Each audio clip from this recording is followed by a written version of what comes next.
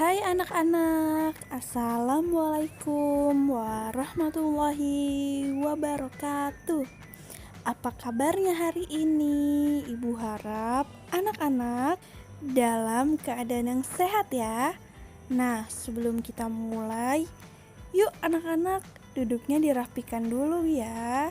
Kalau sudah rapi, kita membaca doa sebelum belajar.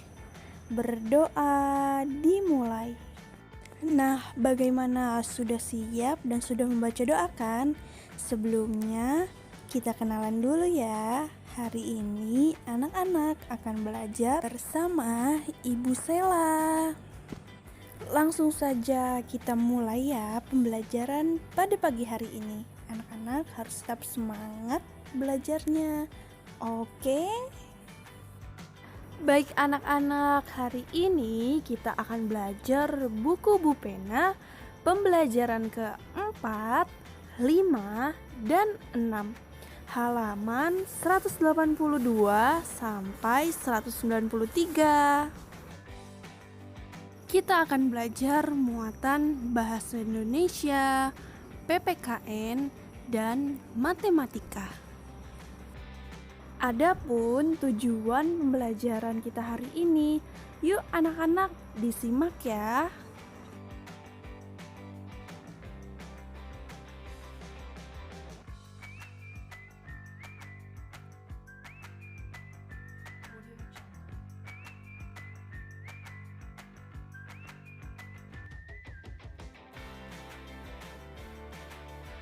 Yang pertama, kita akan belajar muatan bahasa Indonesia. Kita akan mempelajari tentang menulis cerita sesuai gambar, menentukan penokohan pada dongeng, dan membuat gambar dari cerita dongeng.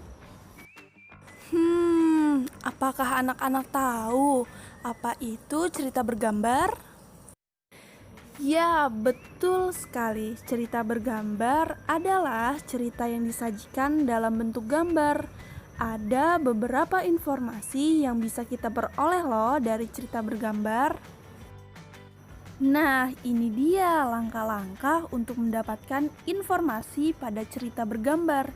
Yang pertama, perhatikan dengan cermat gambar yang ada. Yang kedua, catatlah situasi atau kejadian yang ada pada gambar. Dan yang ketiga, catat pula informasi apa saja yang bisa kamu peroleh. Nah, bagaimana, mudah bukan? Kemudian, selain menemukan informasi, kita juga dapat membuat cerita bergambar menjadi cerita dalam bentuk tulisan.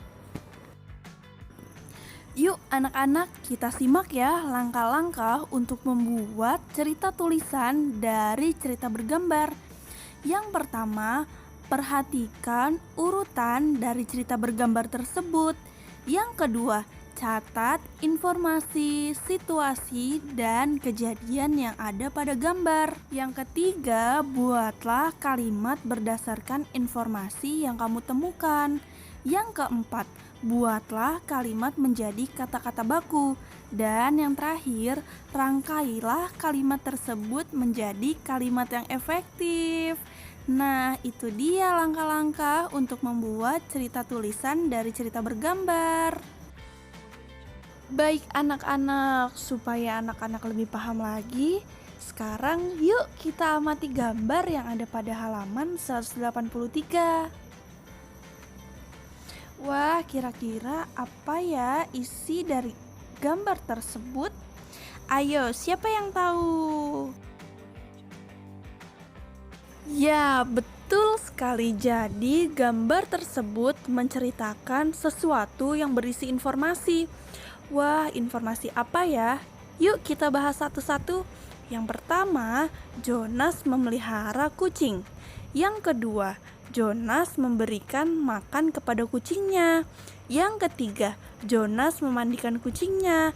Dan yang terakhir, Jonas bermain bola dengan kucingnya. Nah, jadi tadi kita sudah melihat gambar.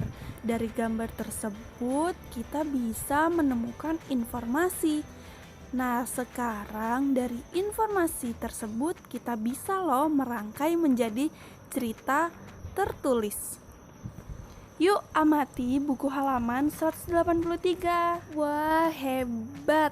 Anak-anak sudah paham ya? Dari informasi-informasi yang sudah kita dapat melalui gambar, kita rangkai menjadi cerita tertulis sebagai berikut. Jonas memelihara kucing di rumahnya. Jonas juga rajin memandikannya agar selalu bersih. Setiap pulang sekolah, Jonas selalu mengajak kucingnya bermain bola. Jonas sangat menyayangi kucingnya. Oleh karena itu, Jonas merawatnya dengan sangat baik. Bagaimana anak-anak, masih semangat ya belajarnya? Baik, kita lanjut pembelajarannya, yaitu menentukan penokohan pada dongeng. Silahkan anak-anak buka buku halaman 186 ya. Yuk, siapa yang masih ingat apa itu penokohan? Siapa? Ya, betul sekali. Penokohan adalah tokoh yang ada dalam dongeng beserta sikap dan sifatnya. Supaya lebih paham, yuk kita cari tahu bagaimana sih cara mencari tokoh yang ada dalam dongeng beserta sikap dan sifatnya.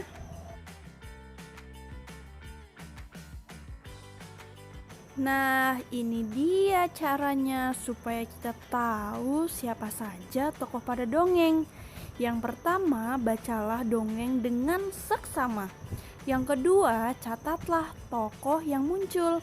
Dan yang terakhir, catat sifat dan sikap dari tokoh tersebut. Mudah bukan? Yuk, sekarang kita coba ya. Baik, sekarang anak-anak boleh ya membaca dongeng Kelinci yang Baik Hati pada halaman 186. Bagaimana anak-anak? Sudah membacanya? Ya, siapa yang tahu tokoh yang ada dalam dongeng tersebut? Ya, betul, kelinci dan kambing. Bagaimana ya sifat dan sikap dari kelinci? Ya, betul sekali. Anak-anak sudah paham nih sepertinya.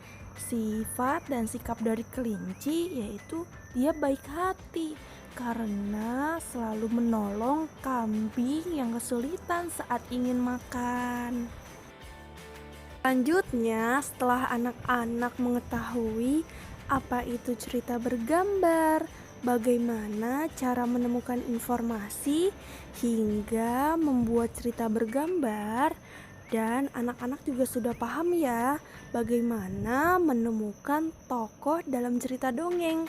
Di akhir pembelajaran ini, anak-anak juga bisa loh membuat cerita bergambar tentang cara memelihara hewan kesukaan anak-anak. Ibu rasa video pembelajaran yang pertama kita ini sudah cukup ya.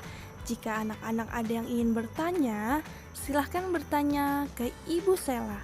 Selanjutnya kita akan belajar muatan PPKN. Dadah!